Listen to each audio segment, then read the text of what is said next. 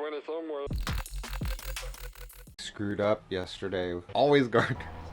Burnt up one of these $5 fuses. And more, just in case I need them. I get a little stressed out living here at my parents', honestly. I don't have my whole mind here. That's a whole nother video. Left the wire sitting to the side. The aluminum backplate that I've mounted everything on is grounded. The positive wire that I just left hanging touched the backplate and sparks everywhere. Scared me to death. First step, pull up this panel. That thing is burnt up. It's right here. These are fuses. Look at how black that thing got. So these are empty spaces where I can put fuses like these. I'm attaching my solar system here in order to charge the battery when I'm driving. The solar battery, house battery. I bought a fuse holder, but there's already a built-in fuse holder here. New one's on there. And cleaned it up all in here. She looks a little better now. It's working now because the solar. One really awesome thing about this system, the house battery is at 100%. This light starts blinking because it's charging the starter battery for the car. Even though it's only 50 amps when you're driving, charge up on this 400 amp hour battery quickly. If I drove to Vegas and this battery was dead, by the time I got there, it'd be charged.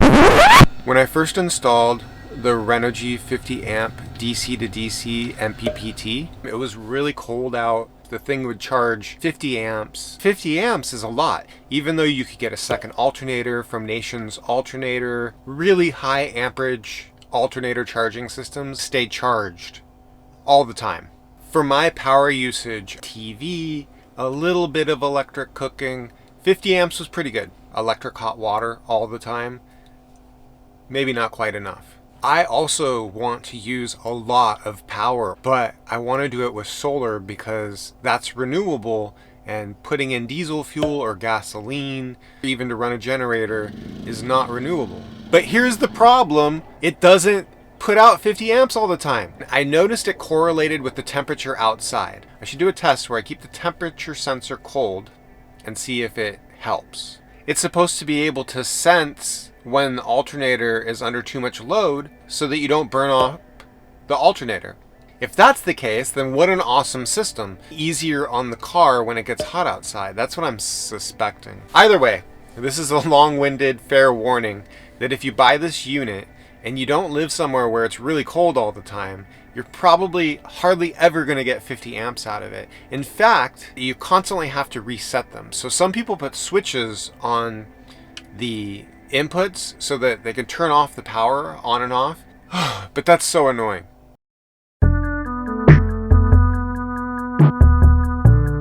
It's really cool to be able to pull up the app, see how many watts you're producing. Like right now I'm getting 367 from just the top. It would be so much better if I just had a digital readout that I could just look over and see it. And a lot of MPPTs have that, see the readout. Even the other Renogy rovers have it. I wish I would have gotten, if I did go with Renogy, the rover with the screen and a DC to DC charger. I thought I was saving money by going this route, although I'm happy that I have this because you can add as many MPPTs as you want to a battery bank. I'm going to keep this system on my roof panels, and I'm going to get another MPPT for all the panels that I add outside, fold ups, whatever. That way in my videos I can show you how much the roof is making compared to how much the movable panels are making. When you have inverters or MPPTs with readouts on them, it might be beneficial to put them in a place where you can look over and see them, instead of a lot of people enclose their power systems. Also nice because big inverters have loud fan noises, so do small ones. Stuff to think about. To reiterate, this MPPT that I got, I wish I didn't get it.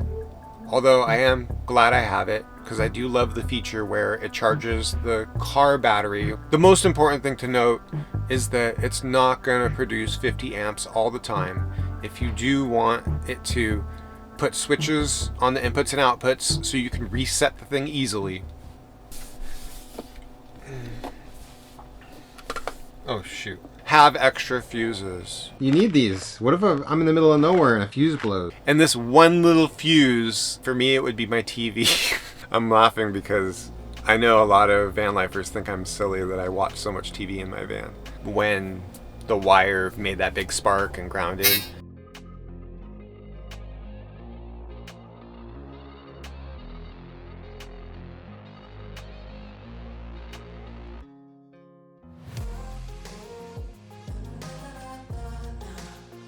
I have a relationship with a dash camera company when I was an Uber driver.